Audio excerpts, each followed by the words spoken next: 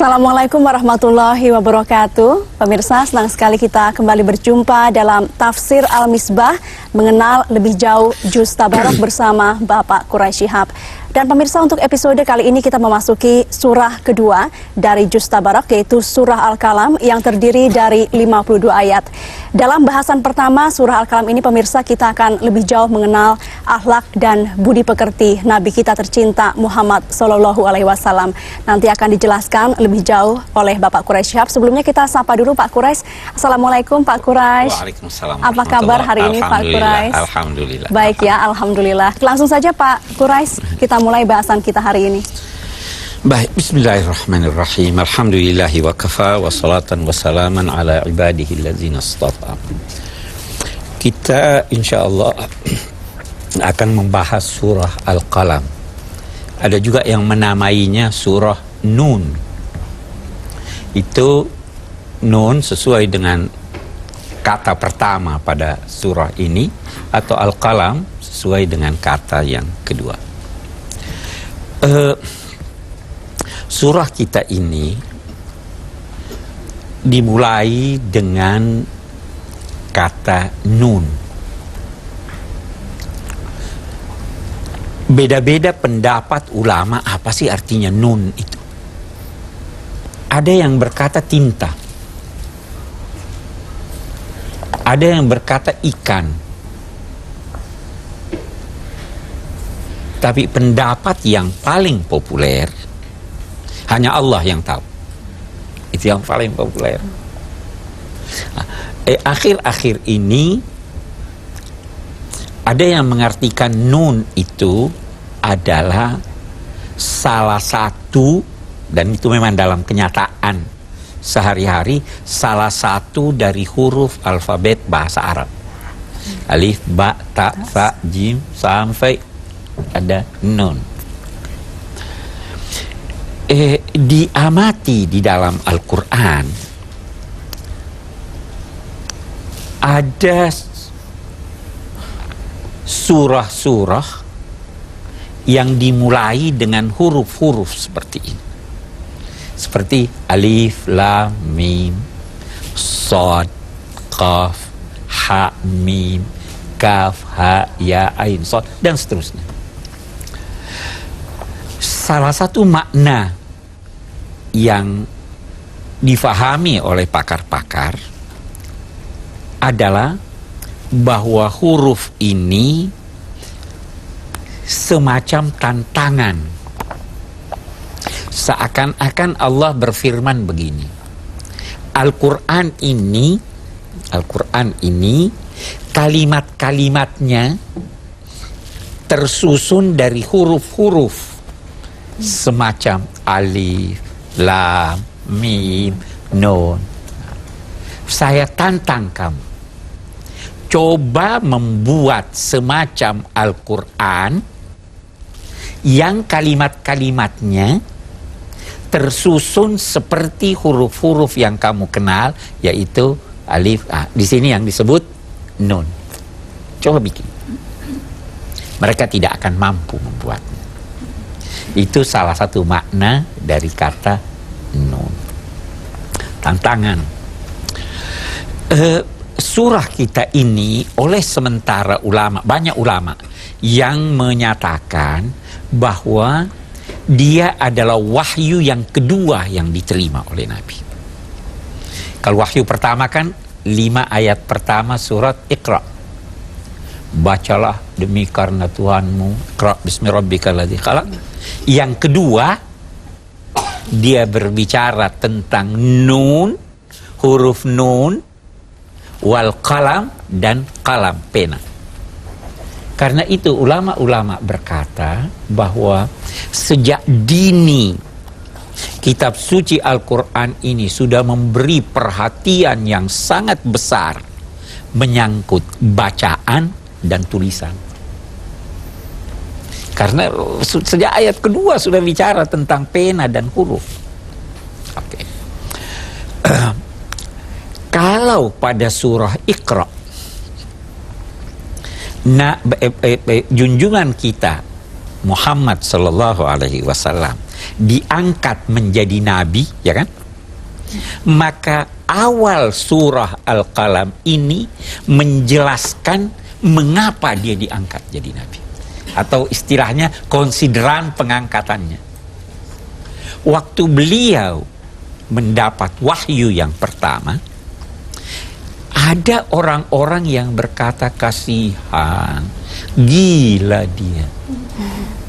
Ya. Turun ayat ini. Nun wal qalami wa ma yasturun. Demi kalam dan apa yang mereka tulis melalui kalam itu. Saya terangkan dulu apa artinya kalam. Oke.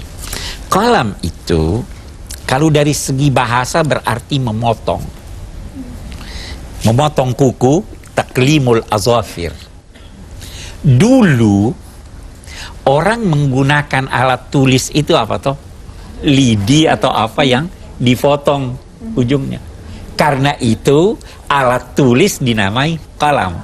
Nah, ada ulama berkata bahwa, tapi ini pendapat lemah, tapi saya kemukakan karena ada pendapat begitu. Yang pertama diciptakan Tuhan pena. Pena itulah yang menulis semua takdir Tuhan. Oh, ini si A begini, ini si B begini, ini si C begini, ini begini. Itu semua tertulis oleh pena itu. Saya katakan pendapat ini lemah. Pendapat yang lebih bagus adalah alat tulis. Nun wal qalami wa ma yasturun. Dan demi pena dan apa yang mereka tulis. Kalau yang pertama tadi malaikat-malaikat menulis, apa yang mereka tulis, kalau kalam yang pena pertama itu takdir-takdir Tuhan. Kalau kita pahami pena ini apa saja yang ditulis, baca apa saja tertulis. Nanti di surat Iqra syaratnya baca demi karena Allah. Jadi pilih-pilih juga bacaan. Oke.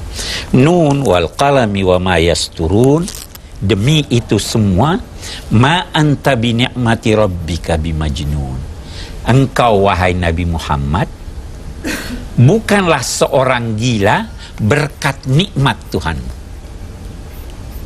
Bukan seorang gila berkat nikmat Tuhanmu. Pendapat yang kedua berkata, engkau Nabi Muhammad bukanlah seorang gila karena dapat nikmat Tuhan yaitu wahyu. Beda kan? Kalau yang pertama, oh saya sehat berkat nikmat Allah. Oh saya sembuh berkat obat itu. Ya. Saya sakit disebabkan karena makan makanan itu. Nah, ini yang pertama, kamu tidak gila berkat anugerah Allah kepadamu. Kamu tidak gila disebabkan karena adanya wahyu. Bukan wahyu. Wahyu tidak menjadikan orang gila. Majnun itu apa artinya? Gila. Kenapa orang majnun itu? Majnun itu terambil dari kata janana, tersembunyi, tertutup. Itu sebabnya anak dalam kandungan dinamai janin. Ya kan? Itu sebabnya sorga dinamai jannah. Wa inna laka la ajran ghaira mamnun wa innaka la ala khuluqin. Dan sesungguhnya engkau memperoleh ganjaran ghair mamnun. Mamnun punya dua makna. Yang pertama berarti putus. Kamu punya ganjaran yang tidak putus-putusnya. Yang kedua berarti tidak disebut-sebut. Saya akan terangkan satu persatu. Nabi Muhammad punya ganjaran tidak putus-putus. Kenapa? Karena seorang yang mengajar itu sekarang ada multi level ya. Ganjarannya multi level. Nabi Muhammad ngajar Sayyidina Abu Bakar. Sayyidina Abu Bakar ajar anaknya. Nabi Muhammad dapat ganjaran waktu ajar Abu Bakar. Sayyidina Abu Bakar dapat ganjaran karena dia mengajar anaknya, tapi Nabi juga dapat ganjaran karena ini. Jadi terus menerus.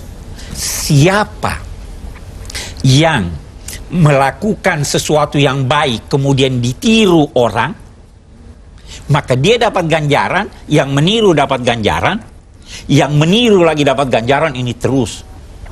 Yang kedua begini, kita biasa memberi orang terus kita sebut-sebut, saya kan dulu kasih kamu, saya ini, itu jelek. Kalau ghair mamnun tidak disebut-sebut, saya kasih, saya seakan-akan sudah lupa. Allah subhanahu wa ta'ala menyatakan, kamu punya ganjaran, saya nggak sebut-sebut lagi. Karena menyebut-nyebut apa yang pernah diberikan pada orang, itu bisa mempermalukan orang. Kamu dapat ganjaran banyak, saya tidak sebut-sebut. Wa innalaka la ajran ghairu mamnun wa innaka la ala khuluqin azim. Dan sesungguhnya engkau sungguh berada di atas akhlak yang mulia. Kita lihat ini ya. Di sini ingin digambarkan betapa mulianya akhlak Nabi Muhammad. Kalau saya berkata begini, dia datang,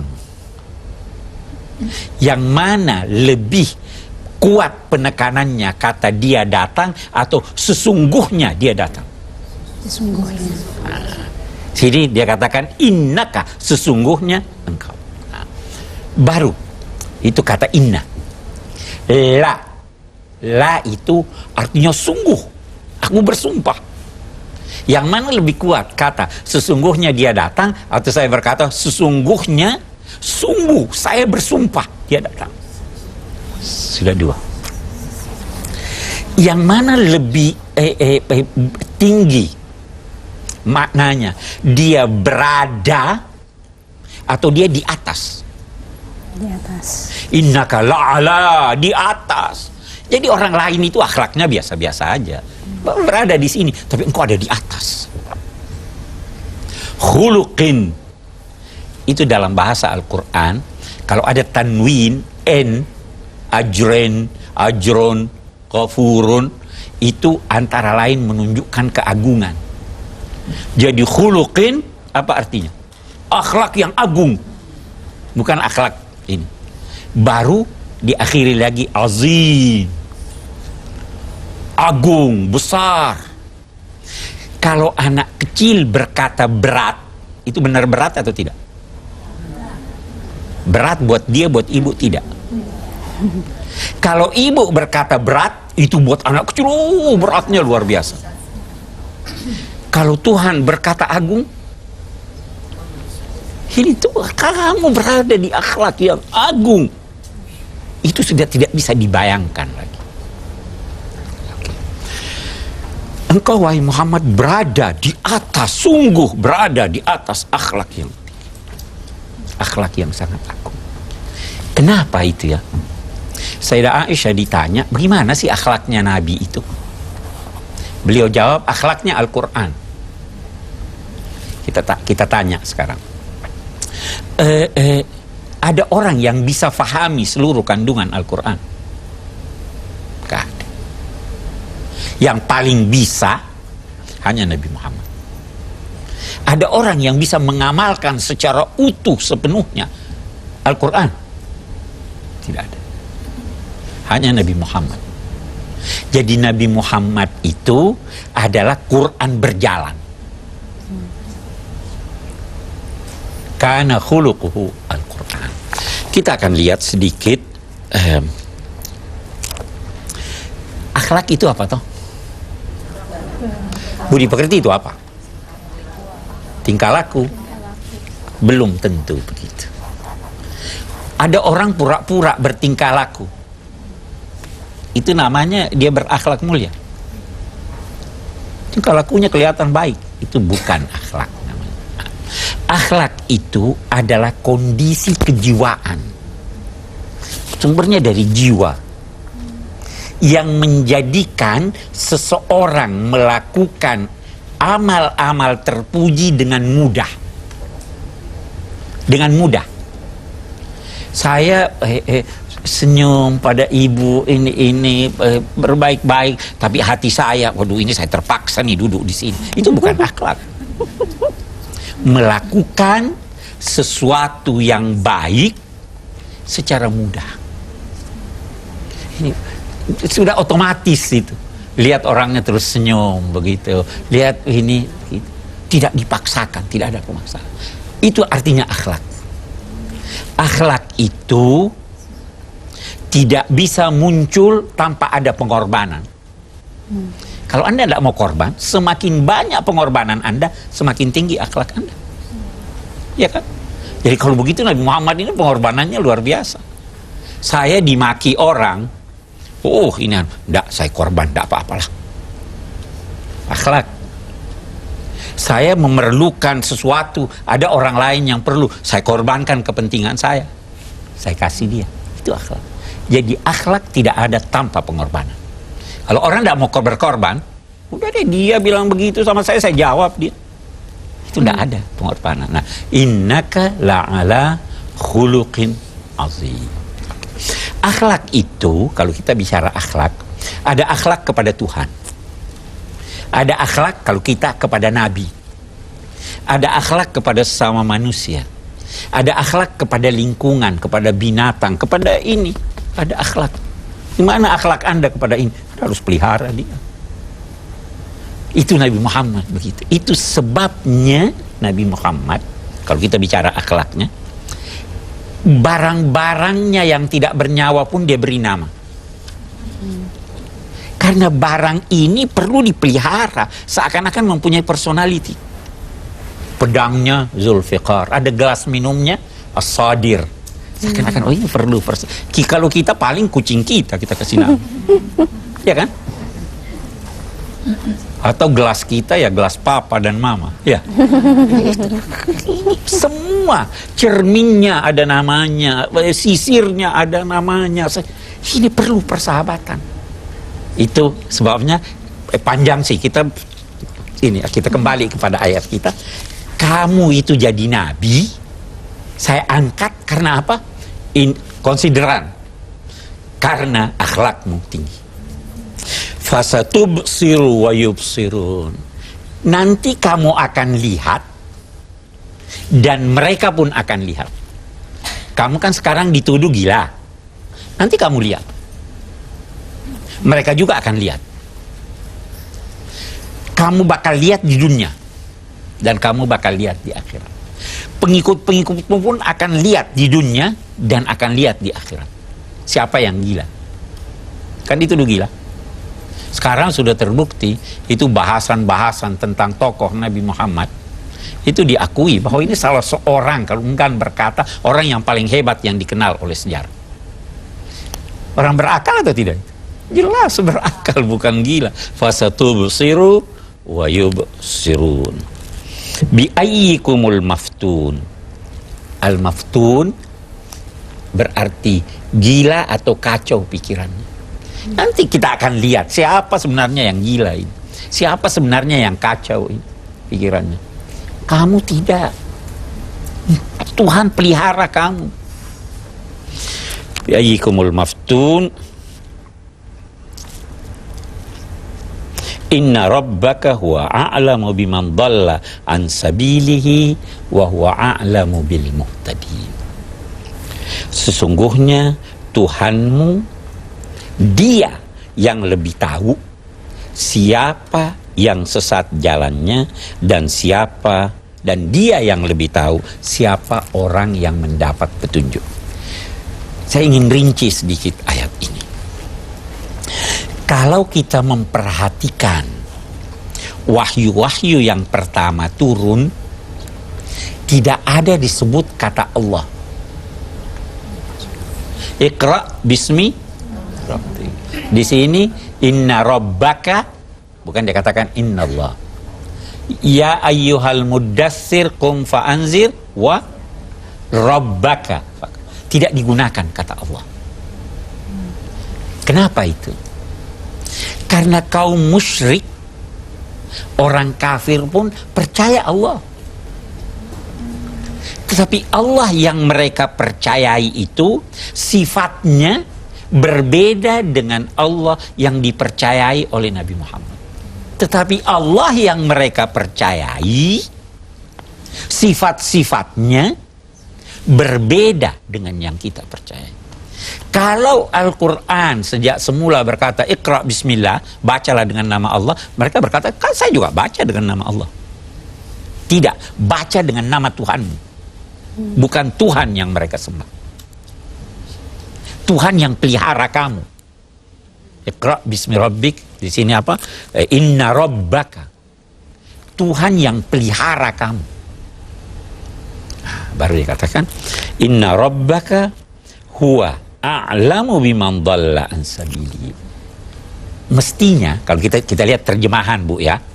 Sesungguhnya Tuhanmu lebih mengetahui. Tapi di sini dia tidak katakan begitu. Sesungguhnya Tuhanmu dia lebih mengetahui. Ini kata dia perlu atau tidak? Coba saya ulangi. Sesungguhnya Tuhanmu dia lebih mengetahui. Yang kedua, sesungguhnya Tuhanmu lebih mengetahui. Yang mana lebih enak, Ibu dengar? Perlu pakai dia. Tapi benar juga kalau saya tidak pakaikan dia. Sesungguhnya Tuhanmu lebih mengetahui. Oke? Tapi di sini dia katakan sesungguhnya Tuhanmu dia. Kenapa ada kata dia ini? Untuk menjelaskan bahwa tidak ada yang mengetahui secara utuh kecuali dia. Ya toh? Hanya dia yang tahu. Kalau kamu dituduh gila, sebenarnya bukan kamu yang gila. Yang gila itu mereka. Karena menolak ajakanmu. Yang gila itu mereka. Karena sebelum ini mereka sudah mengakui bahwa kamu adalah seorang yang terpercaya. Kok sekarang menolak? Dan dia yang lebih mengetahui siapa yang berada dalam petunjuk. Karena itu, kita lihat. Jangan mengklaim diri Anda saya dalam petunjuk. Tuhan yang tahu. Kita bisa berkata, mudah-mudahan saya dinilai sebagai orang beriman kepada Allah. Jangan tuduh orang, oh itu dia sesat tuh. Dia lebih tahu siapa yang sesat. Dan jangan juga menonjolkan diri Anda. Wala tuzakku anfusakum wa a'lamu bimanittaqa. Jangan menyucikan diri kamu. Dia yang lebih tahu. Nah, kita kembali kepada surah kita ini. Apa dia katakan? Innaka fasatubsiru wa yubsirun bi ayyikumul maftun inna rabbaka wa a'lamu biman dhalla an sabilihi wa huwa a'lamu bil muhtadin. Muhtadin berarti orang yang memperoleh hidayat. Sebenarnya semua orang dapat hidayat. Semua orang dapat hidayat. Hanya ada yang mau memanfaatkan, ada yang tidak. Bukan hanya manusia yang dapat hidayat. Makhluk pun dapat hidayat. Apa itu hidayat? Hidayat itu adalah petunjuk kepada apa yang dikehendaki. Nah, ada orang-orang yang dekat kepada Allah diberi kemampuan oleh Allah. Itu yang dinamai orang yang mendapat hidayat. Itu yang kita mohonkan ketika kita berkata ihdinas siratal mustaqim. Antar saya masuk ke jalan itu. Nah, ini yang dimaksud wa a'lamu bil muhtadi. Dia yang lebih tahu siapa yang terantar ke sana. Saya kira itu ayat-ayat kita ini. Baik, Pak Quraisy. Alhamdulillah kita sudah selesai dalam bahasan pertama surah Al-Kalam, dan pemirsa kita akan disegarkan dulu oleh lantunan dari Bimbo berikut ini.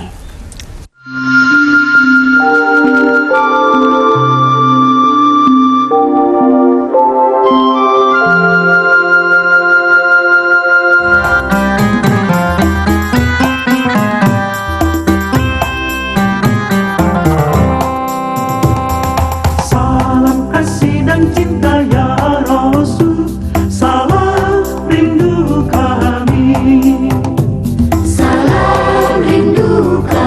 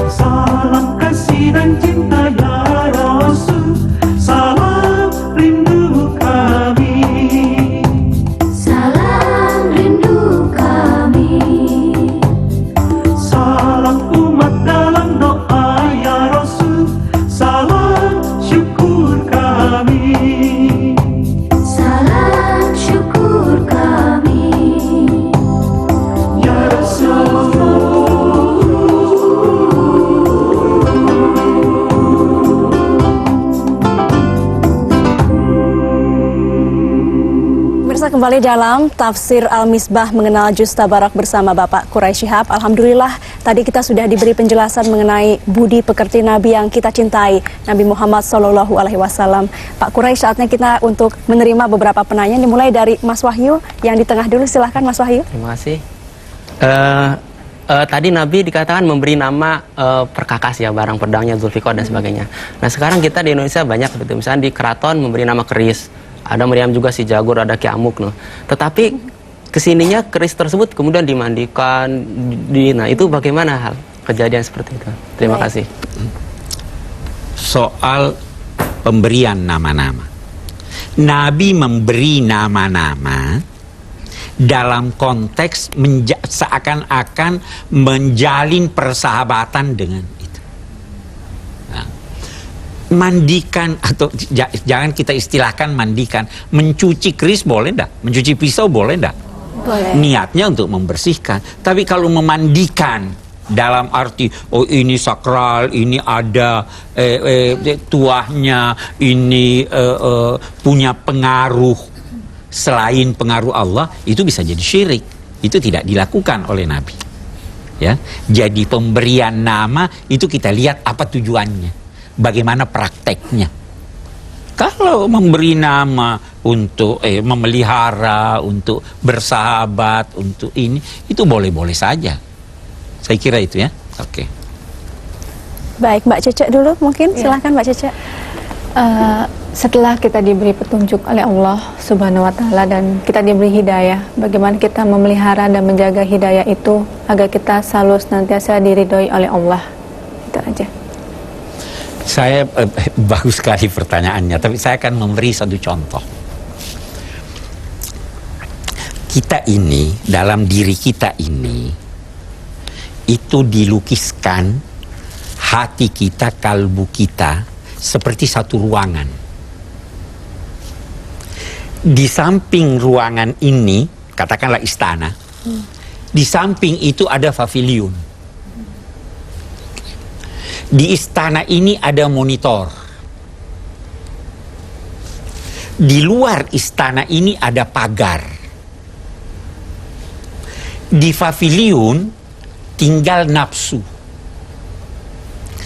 Di istana tinggal hati yang bersih, suci.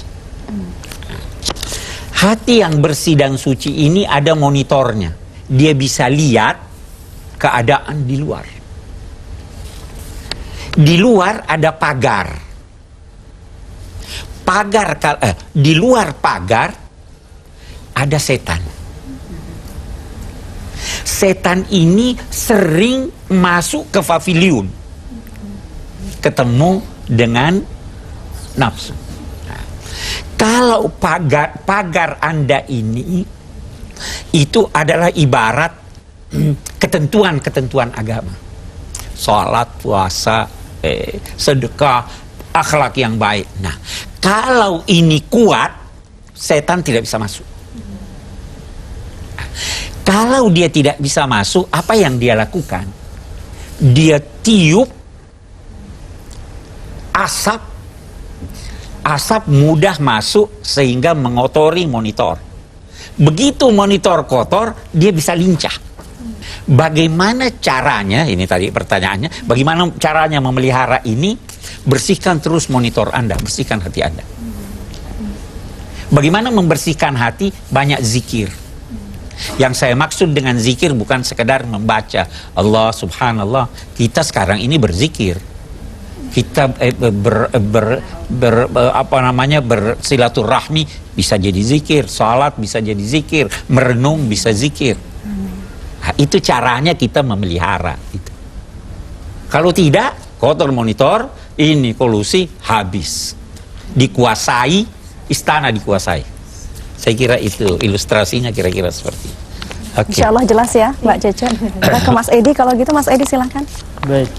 Dalam ayat keempat, wa innaka la'ala khuluqin azim, itu menegaskan bahwa akhlak Rasul sungguh sangat agung. Itu berarti bahwa kita harus mencontoh akhlak Rasul. Apakah memang dalam mencontoh akhlak Rasul itu ada koridornya, ada batasannya? Karena pada sisi lain Rasul pernah merespon pertanyaan dari para sahabat, antum a'lamu bi umuri dunyakum. bahwa kamu sekalian lebih tahu tentang hal-hal duniawi kalian. Tadi saya katakan bahwa akhlak itu kondisi kejiwaan yang melahirkan aktivitas yang terpuji. Itu yang dicontohi. Kalau pengetahuan itu bukan kondisi kejiwaan, ya kan? Saya tahu, karena itu ada orang yang tahu kebaikan akhlaknya buruk, karena kondisi kejiwaannya buruk. Nah, kalau kita mau contoh dalam konteks sabda Nabi ini, bahwa Nabi itu mengakui bahwa tidak semua hal beliau tahu, ya kan? Kalau soal urusan dunia kamu lebih tahu. Karena apa? Berkembang masyarakat. Ada pengetahuan yang begitu. Itu kamu lebih tahu. Tapi kalau soal akhlak, bagaimana menghadapi Tuhan, bagaimana menghadapi sesama manusia, itu sejak dulu sampai sekarang sama. Yang berubah cuma sarana dan alat-alat. Nah, jadi kita tidak bisa kaitkan ini, kamu lebih mengetahui. Nah, kalau mau meneladani di situ, teladani bahwa jangan sok tahu segalanya. Dari ibu-ibu pengajian Rodatul Mutakin. Di Pak Quraisy Shihab menjelaskan untuk mengenal akhlak dan budi pekerti Rasul. Saya ingin bertanya, apakah budi pekerti agung dari Rasul itu dapat juga dimiliki oleh umat beliau sekarang ini? Terima kasih. Oke, saya jelaskan begini. Secara umum, manusia itu mempunyai 4 tipe. Ada orang yang senang ibadah, ada seniman, ya toh? Ada ilmuwan, ada pekerja. Biasanya seorang pekerja yang ini bukan ilmuwan. Biasanya ahli ibadah tidak bisa bekerja di masyarakat, dia mau bertapa, mau ini. Biasanya seniman, bagaimana tuh seniman? Tidak semua seniman itu ilmuwan, ya kan? Oke. Nabi mencapai ke-4 puncak ini. Beliau seniman, bahasanya indah sekali, ahli ibadah, ilmuwan, dan pekerja. Tidak ada seorang manusia yang bisa menghimpun ke-4 ini dalam dirinya. Seniman juga, ilmuwan juga, ahli ibadah juga, pekerja juga. Tidak ada. Nah, kita hanya bisa mencontohi sedikit. Kita tidak bisa semuanya. Bahkan kita tidak bisa menjangkau apa akhlak Nabi itu. Karena kita tidak bisa mengetahui seluruh makna Al-Quran. Karena itu ada ungkapan menyatakan wa mablaghul ilmi fihi annahu basyarun wa annahu khairu khalqillahi kullihim. Yang kita tahu menyangkut Nabi hanyalah bahwa beliau adalah manusia dan sebaik-baik makhluk Tuhan. Titik. Jadi tidak bisa. Nah, kita disuruh teladani. Kalau Anda seniman, teladani Nabi. Kalau Anda mau beribadah, teladani Nabi. Mau bekerja, teladani Nabi. Begitu seterusnya. Saya kira Ibu ya. Sedikit kesimpulan Pak Quraisy untuk edisi Iya, hari ini. kalau kita mau memberi kesimpulan, yang pertama bahwa untuk mereka yang ditugasi berkecimpung di dalam masyarakat menyampaikan ide-ide yang benar, maka yang pertama dibutuhkan adalah akhlak yang baik. Ini di sini kita lihat. Nah, yang kedua, bahwa akhlak Nabi Muhammad itu mencapai puncaknya. Oke. Yang ketiga, tidak usah ragu dituduh macam-macam oleh orang dalam rangka menyampaikan kebenaran. Saya kira itu beberapa hal yang kita bisa ini. Biasa, waduh takut nanti saya berkata begini dituduh sesat, saya berkata begini dituduh bodoh. Jangan khawatirkan itu. Nah, yang keempat dan yang terakhir, jangan muji diri. Jangan mensucikan diri. Oh, saya udah hebat nih, saya sudah ini. Enggak.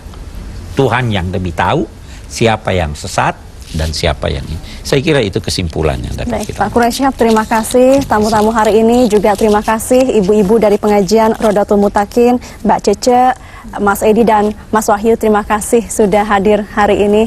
Dan pemirsa, alhamdulillah kita sudah menyelesaikan bahasan pertama dari surah Al-Qalam. Insya Allah besok kita akan melanjutkan ayat-ayat berikutnya dari surah Al-Qalam. Dan untuk saat ini saya Muti Hafid berterima kasih. Wabillahi taufik wal hidayah. Wassalamualaikum warahmatullahi wabarakatuh.